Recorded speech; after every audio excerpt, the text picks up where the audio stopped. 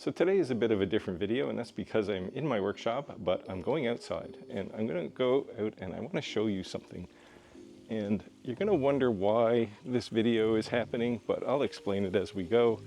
And we're going to talk about this. For many years, this was my lawnmower, and it served me pretty well. I've been very happy with it.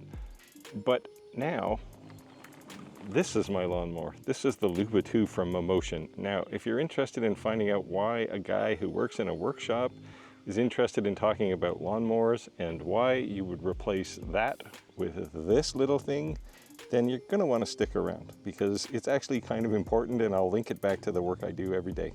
Hey, it's Steve. I'm back in the studio and welcome back. Now, I do want to talk about this Luba 2 from Mamotion because I've been looking at the amount of time I spend in the summertime cutting my grass. I have a very big lot. It's well over an acre of grass.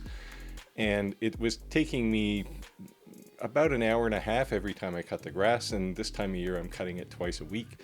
So it was taking at least 3 hours every week, and that's 3 hours that I can't be in my shop doing work and hence making money. So I started looking at robot lawnmowers, and I came up with a couple of competitors to this one, but ultimately I settled on this one. And I'll tell you why, and we'll do some math at the end, and I'll explain why this is important to me. So that's probably a good context to get started. Now let's talk about the Luba. Okay, let's take a quick look at some of the details of this mower. There's 4 variations of it, ranging from 1,000 square meters up to 10,000 square meters. No perimeter wire, and I think that's important with this mower. It has lots of GPS and RTK and other ways to find out where it is. So the RTK antenna allows the mower to triangulate with GPS, so that gives it centimeter accuracy. So if you do have these narrow spots, you can fit in them. Now, it is a mower, so it's important how it cuts. It's got a 15.7 inch width. You can see 2 rotating blades. They're also adjustable in height from about an inch up to 4 inches, depending on the model. It's all-wheel drive, so you have motors at each wheel and full suspension, and those omnidirectional wheels on the front allow it to do 0 radius turns without tearing up your lawn. As far as safety, you've got the front bumper, you've got ultrasonics, you've got the camera on the front, and also that GPS keeps it online. Now, when you're laying out a zone, you basically walk around behind the mower using your phone as a joystick, and you just go around the perimeter and set the zone. Then you can select all of the no-go zones. These are places where you don't want the mower to go, like a flower bed or cut over a shrub or something. So those are the specs. Now let's take a closer look at my machine itself. Now, I'm not going to do a total unboxing here, but I'll show you basically how to get it up and running. First thing to do is to put 4 screws into the camera and mount it on the top. Then plug in the bumper and do the same thing. It's 2 screws on the front, and that basically gets the mower ready to go. So now I'll show you my mower specifically, and I'll start on the top panel where there's this big red stop button. You can't miss it, and it's designed for emergency stops. Then there's a start button there to start a job. The home button sends the mower back to its home for charging. The green grass button lets you resume if you stop the job, and of course the power button. Then there's these 2 pins up on top, which are the rain sensor. On the back, there's 2 plates for the charger. That gray panel hides an SD card, and you can plug this orange connector in to enable or disable the entire mower. Looking at the tires, the back tires have these big gnarly fins on them. They're really designed for hill climbing, and they seem to do that really well.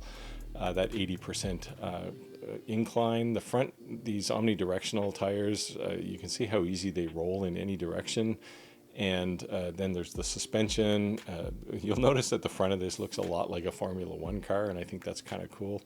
But with it all ready, I put it on the charger inside my workshop and just topped up the battery, and just to get it ready to take out on the lawn and try it out. And while the robot was charging, I took the opportunity to hang the RTK antenna. Now, it needs a clear sky view, so I took the wall mount adapter, which I also got, and I mounted that up in the peak of my shed, and then mounted the RTK antenna on top of it. It worked really well, and then I ran the cable underneath all the siding. And once charged, I took the base station outside and I mounted it. It uses these long plastic screws that you can screw into the ground. And if you want to actually mount the RTK antenna on a pole beside this, you can use that hole in the back. Now this, you can see the base station here was pretty dirty. That's because this is after about a month. I have some crushed limestone there, and it does seem to, the wheels seem to pull it in there. So I do have to remember to hose that off too every now and again. But that's what it looks like when it's done. I also have the roof on here, and it just basically keeps the rain off, although there's really not a whole lot of need, or you could build your own roof if you really wanted to. So with that, I installed the app on my phone, and that was a pretty simple process as well. I'll talk a bit more about the app in a second, but I use the app to manually move the mower, and it's just a joystick operation. You've got one thumb does up and does forward and back, and the other thumb does left and right, and it's very intuitive. I used that, and I drove over to the base station, and I backed it in, and I managed to get it lucky the first time, and it started to charge, although it was already charged because I had just taken it out of the shop. But I then started mapping the perimeters, and that's really just a case of manually moving the mower around the outside edge of your zone where you want the zone. And it took, I don't know, maybe 25-30 minutes to map all the zones in my lawn, and then I had to map the no-go zones. That took a little more time because I have some small trees, and you're making pretty tight radiuses around those. So it did take a while to get the no zones there, but all in all, less than an hour for me. I had all of my zones on my really big lawn set up, and I was ready to go. So now with everything defined, I just set the mower on its way, and it started with the perimeters. Now the very first time you cut, you can see here it's cutting very long grass, and it soldiers through it, but you'll notice the first time that there's probably some grass hanging. It misses pieces because it's just so long. This grass where it is here is just on the side hill, and I can't get my tractor in there, but it cut it down. And after that, it just goes on its way. And once it starts the zigzag pattern, it just zooms out across the lawn. And when it gets to the end of a path, it'll carefully turn around and go back. And this is just an amazing piece of technology. It's not gimmicky at all, and I was very skeptical when I got it, but it turns out that this thing does exactly what it says it's going to do, and it does it very well. All right, we're at that point in a review video where I usually like to talk about the things I like and the things I think they need to work on.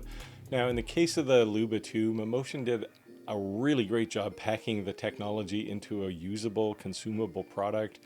It's wire-free, so you don't have to, run wires around your perimeter. That in itself is a reason to consider this one. That all-wheel drive for climbing hills, automatic charging whenever it's out there mowing, it'll just come home and charge again. There's good security here, so even though it's pretty portable, somebody really can't steal it and use it for anything. So you have that. Maintenance is really easy. I generally lift mine up and clean any grass that's stuck in there out about once a week, give it a wash and shine it up. And also the software here, the app is pretty solid. It has all kinds of features, and including a first-person view where you can actually look out the stereoscopic cameras of the front while it's running. I thought that was a kind of a kitschy sort of feature when I saw it, but I actually have used it for practical purposes a couple of times when I looked outside and I couldn't see my mower. And I just went onto the front first-person view and I saw it there.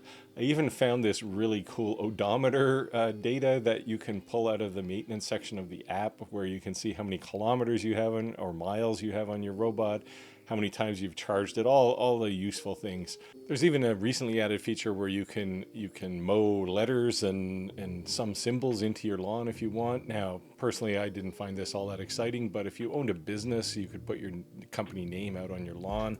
As people drive in, they would see it. So there might be some value here, but for me personally, it wasn't that exciting.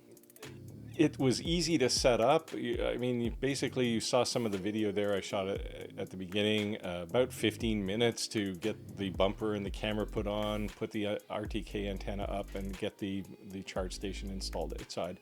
It was really pretty simple. I couldn't even imagine it being simpler. And certainly best on the pro side here, this does actually save me lots of time. It's truly saving me, I don't know, three hours a week at least. So That in itself makes this, I'll say, quote unquote, almost worth the price. And we'll talk about the price now, because on the con side, there are a couple of things I think they need to work on here. The app is still a work in progress, so there are lots of changes coming and going. There's firmware updates on the mower as well as part of this, but they are doing things that are improving the app and the experience. But in the process of that, there are some things sometimes you may have to relearn, or something that was there before is now in a different place. So all in all, I think that the app is working in the right direction, but there is some disruption there as they're evolving it fairly quickly.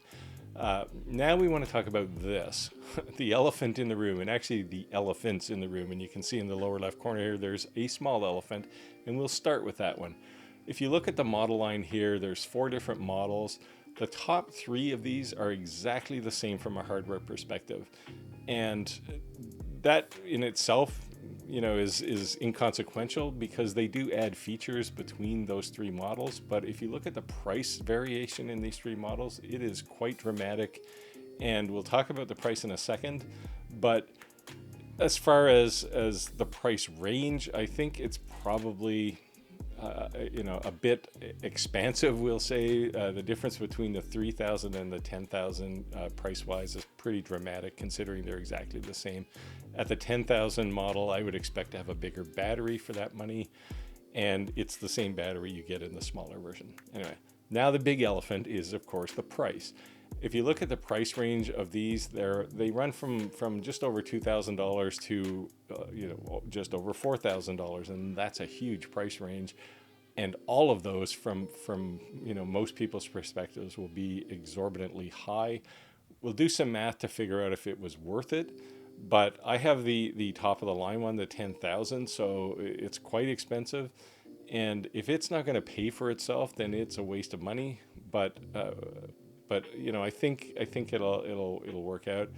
But those prices are it puts the Mammotion Luba 2 at kind of the top of the market. So if you want one of these, you really have to know what you're getting, because it's going to cost some serious bucks. Anyway, we'll move on. I want to do some math now and show you why I originally bought this, and then we can determine if it's actually going to pay for itself.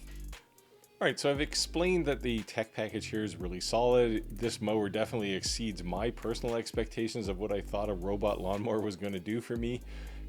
But it did come at a price. The Luba 2 that I have is around $4,200. These are all US prices. But it is saving me at least 3 hours a week. And conservatively, if I kind of factor in idle time and busy time, I'm probably saving about $30 an hour doing that. And that's roughly $90 a week, given that it takes me 3 hours to cut the grass. Now, my mowing season here runs from early April to usually late October. So conservatively, I'll say around 24 weeks. And that means that the savings, and just in time for me personally, is around $2,200. That's pretty substantial, but more importantly, it means that this mower will have paid for itself in 2 years, and anything after that is profit to me. Again, these are all pretty conservative numbers. This doesn't take into account the cost of diesel fuel. The electricity cost, at my house at least, is free, because I have enough solar panels on my house to pay for my electricity. So I don't really pay an electricity bill, but I do pay diesel if I'm putting it in my tractor. So I've discounted all of that stuff and just said, let's just do flat costs. So overall, it will save me money as far as the math is concerned. And I think if you're really interested in a robot lawnmower, this one might be one you should put on your list. It's definitely very solid, and the GPS capability and the accuracy that goes with that definitely means that this mower is doing an awesome job on my lawn. I did talk to Mamotion while I was doing this video, and I will put an affiliate link in the description down below, I think. So take a look if you're interested in buying one of these. It would help if you use that affiliate link. And with that, I'll say, get your mower started and then get back out there and make your world, and I'll see you next time.